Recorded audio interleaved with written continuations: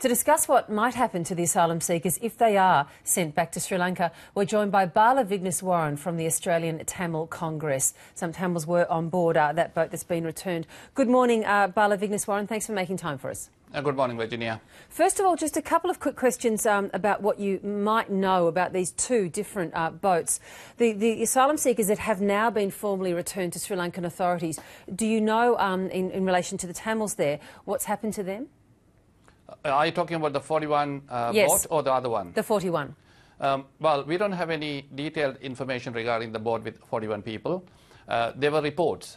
We kind of knew about the 153 people boat. We didn't know anything about the boat with 41 people. But then media reports suggested there is a boat with nearly 50 people in it.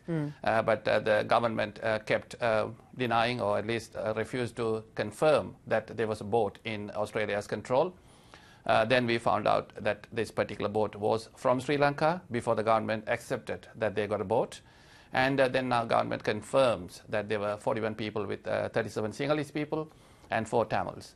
Even government says one of them probably had a claim, but when the person was told that he would be forwarded to Manus Island or Nauru, the person chose to go with the rest of the people back to Sri Lanka. So that's the best we know. Well, and that indeed is what we know at the moment of that first boat that we're speaking about. We know that they're going to be interviewed, if you like, investigated by authorities there. What will that mean for those Tamils who are on board that boat that has now been formally returned to Sri Lankan authorities?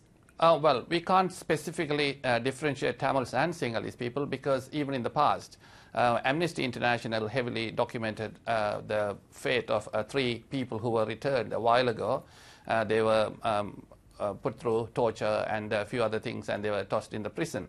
And they barely could walk when Amnesty visited them. So I don't think there's a Sinhalese versus Tamil issue when the people are returned. These people may go through a hard time when they are in Sri Lanka. We can quote some internationally recognized people who said that when these people are returned to Sri Lanka after seeking asylum in another country, particularly Yasmin Sooka put her name to it, a well-known human rights activist, that these people may go through rape, sexual violence, extortion, torture, and long-term detention. So basically, this is a well-documented situation that when these people are returned from some countries where they try to seek asylum, one, Sri Lanka has a legal thing to say if you try to emigrate from Sri Lanka without permission, there are certain legal aspects we have to go through formally. Then, of course, the prestige factor, that these people try to bring shame to the country. Particularly, we are concerned about these 41 people because when our Minister for Immigration, Honourable Scott Morrison, is going to show up in Sri Lanka on Wednesday, and both countries were going to claim that the Sri Lanka, as a good friend, stopped the boats from leaving their shores, and the Australia also tried to help by providing 2 customs boats.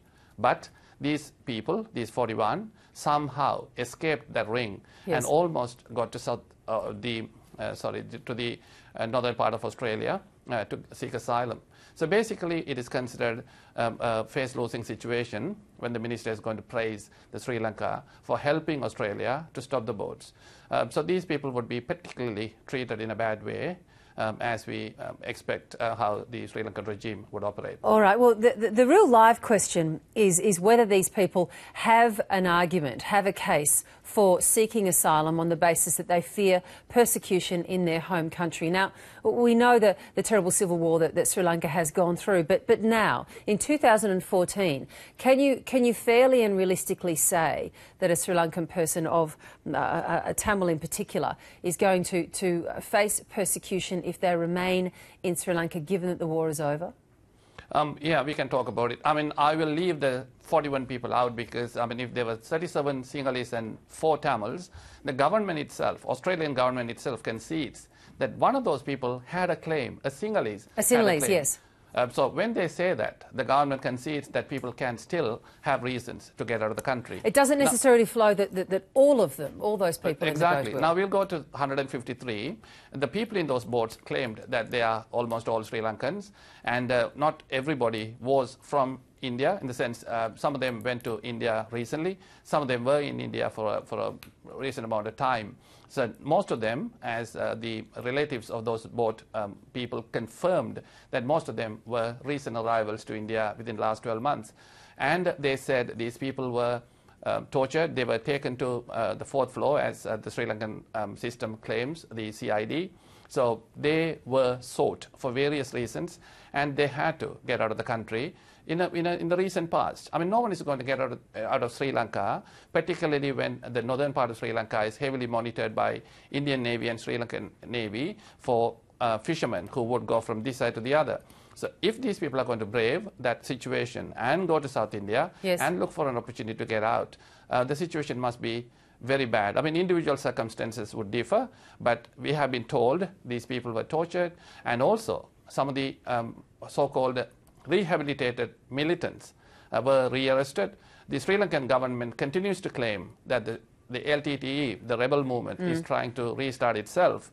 When these kind of situations are there, the younger people have been put through a lot, particularly those people who were thought to be supporters of the LTTE are put through real trouble. Yes. And the other thing is... Bala, so I'm sorry, time is tight, so I just need to jump in there, because I just want to move you to consider, if you can, just finally this morning, an observation made this morning by Gillian Triggs, who's the President of Australia's Human Rights Commission. She said it was quite possible that, that the Australian government's decision to return these people to Sri Lanka could result in the deaths of some of them, which is a very strong claim to make. Is it one that you agree with?